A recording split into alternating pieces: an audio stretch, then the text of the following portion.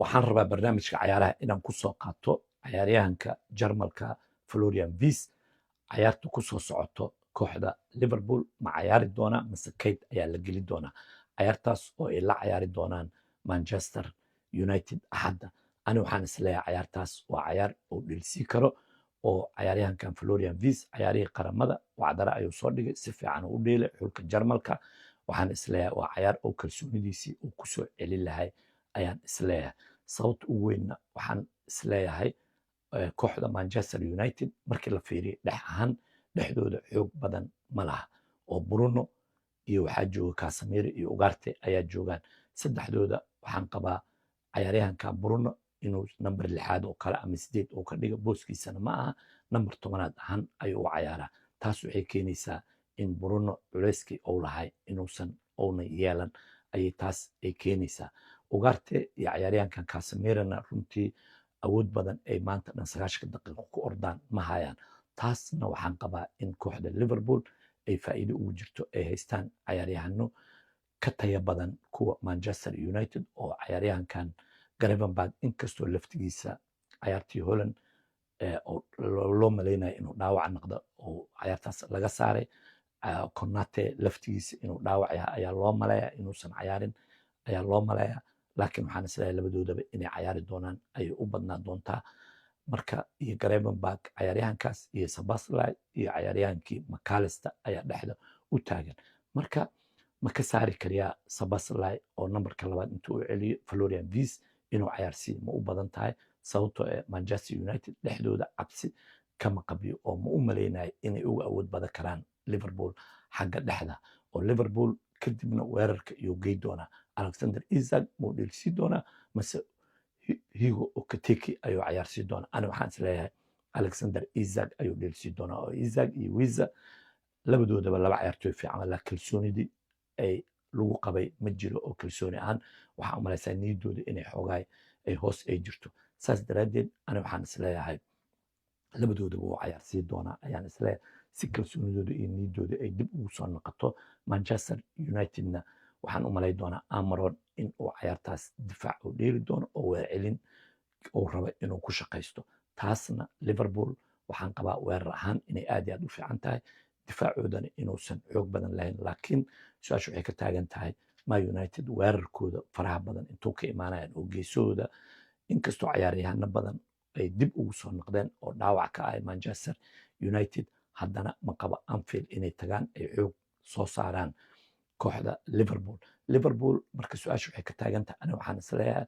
cayaaryahankan Florian Wirtz in numberka 10 ahaan uu cayaarsi karo ama uu gees ka dheelsi karo oo Gabo uu fadhiisi karo inkastoo Gabo cayaartii Chelsea uu gool u dhaliyay haddana waxaan isleeyahay Gabo cayaartaas uu cayaari karaa oo cayaar oo Gabo cayaari kara waa Gabo runtii kalsoonidiisa markii loo fiiriyo Florian Wirtz iyo Alexander Isak uu ka fiican yahay runtii Salahna runtii dhinac ahaan uu ka dheelayo uu ku durugsan yahay sidii hore ma aha laakiin labadan waxaa u maleysaa in uu laftigiisa uu ka fiican Hugo Ekitike boqolkiiba boqol waxaan qabaa cayaaryahanada weerarka oo Liverpool ninka ugu fiican inuu yahay xaqna uu leeyahay inuu cayaaro laakiin dhibaatada jirta waxay tahay labadan cayaartooy Alexander Isak iyo Florian Wirtz lacag badan ayaa laga soo bixiyay marka labadoodaba inuu kayd wada geliyo ma u maleynayo aad iyo aad ayay ugu adkaa doontaa labada cayaartooyba inuu kayd u geliyo marka waxaan isleeyahay Hugo Ekitike ayuu kayd u geli doonaa marka labadooda mid kamida ayaan isleeyahay kayd ayuu geli doonaa oo labadooda islama cayaarsi doona ayaan isleeyahay laakiin Florian Wirtz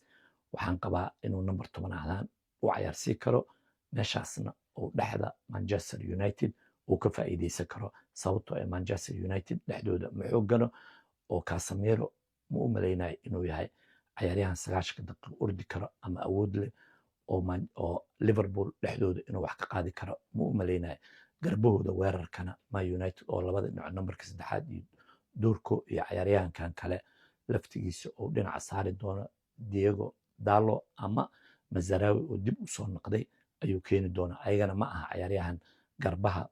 ka yimaada ee kubadda xarqan 18 ku soo rido oo dhibaato u geysan karo Liverpool oo waxa loo baahan yahay Liverpool weerar markay qaado weerar celin ayagana in markooda lagu cabsiyo laakiin Amaron waxaan isleeyahay difaac ayuu xoojin doonaa weer celin ayuuna ku shaqaysan doonaa weer celintaas keliya ayaan qabaa inay wax ay ku keeni karaan liverpoolna waxaan isleeyahay cayaartaas waa cayaar ay laftigooda ay guul ay gaari karaan markii loo fiiriyo Manchester United ay ka awood badan yihiin marka laftigooda 6 cayaar ayaa ku soo socota 6da cayaar oo ku soo socotana markay Man United la dheelaan Champions League-na Frankfurt ayay la dheeli doonaan kadibna Bradford ayay u tagi doonaan kubadda dheerdheesho Crystal Palace ayaa u imaan doonto Liverpool Aston Villa ayay la dheeli doontaa Liverpool Real Madrid ayay Champions League la dheeli doontaa cayaarta ugu dambeyso toddobaadna City ayay u tagi doonaan marka dariiq waxay ku socdaan oo aad iyo aad uga adag Arsenal ayay ku socdaan Arsenalna hoggaanka inay kala wareegaan ayay rabaan difaac ahaanna ma xoogana laakiin haddii hadda ay ka adkaadaan Manchester United waxaan qabaa niyadooda inay soo ficnaanayso ciyaaryahano badan oo weerara ay isku bedelaanna way haystaan oo haddii qayb wax samey weysa qaybta dambe ay awood u leeyihiin inay keenaan laakiin su-aasha waxay ka taagan tahay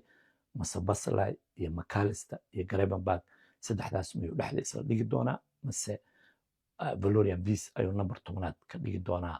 oo ciyaaryahankan Szoboszlai numberka 2aad ayuu gey doonaa taas waa su-aal aad iyo aad u weyn way dhici kartaa saas inay yeelaan laakiin ani waxaan isleeyahay Valerian Viis wuu cayaarsiin doonaa ama wuxuu cayaarsiin doonaa Alexander Isak oo ma u malaynayo labadoodaba inuu isla fadhiisi doono inkastoo cabsi laftigiisa oo qabo laba kamida Premier League laga soo adkaaday Champions League-na laga adkaaday taasna uu isleeyahay guuldarro dambe oo ku dhacdo ama barbardhac oo gurigiisa ku gala inay dhibaato xoog leh ee u imaanayso waxaan fili doonaa 11kiis ugu xoogan inuu keeni doono laakiin 11kiis ugu xoogan leeyihiin ciyaartoydan lacagta badan laga soo bixi miya mase ciyaaryahanada wax fiican samee haddii ay tahay ciyaaryahanada oo u fiirinayo waxaan qabaa Hug Ekitike inuu numberka 9aad uu ka cayaarsiiyo oo Alexander Isak uu fadhiisiyay Gabona dhinaca midigta u geey dhinaca midigta Saalax la geey dhinaca bidixdana Gabo la geey ayaan isleeyahay dhexdana Szoboszlai iyo McAllister iyo Gravenberch inuu dhigo oo Alexander Isak iyo inuu fadhiisiyo ciyaaryahankan Jarmalka oo Valerian Viis oo laftigiisa niyad ahaan aan ficnayn runtii waxaan qabaa inuu ciyaaryahan fiican uu yahay sida uu dheelay sida uu dhaqaaqay laakiin waxa u malaysaa in ciyaartiisa weli uusan Liverpool uu la qabsan haddii uu la qabsadana waxaan isleeyahay wacdara ayuu dhigi doonaa inkastoo ilaa hadda uusan gool dhalin kubadna uusan dhigin haddana waxaan qabaa inuu soo noqon doono ciyaaryahankaas laakiin waxay ku xirnaan doontaa sida difaaca ay oo kooxda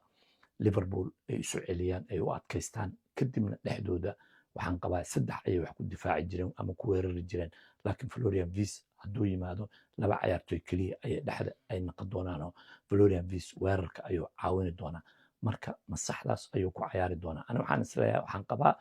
inuu weerar badan oo soo dhiga sababtoo Manchester United Amaron difaac ayuu ku ciyaari doonaa oo ma u malaynayo inuu weerar uga jawaabi doono marka Liverpoolna ciyaaryahano badan haddii hore keenaan waxaa dhici karto in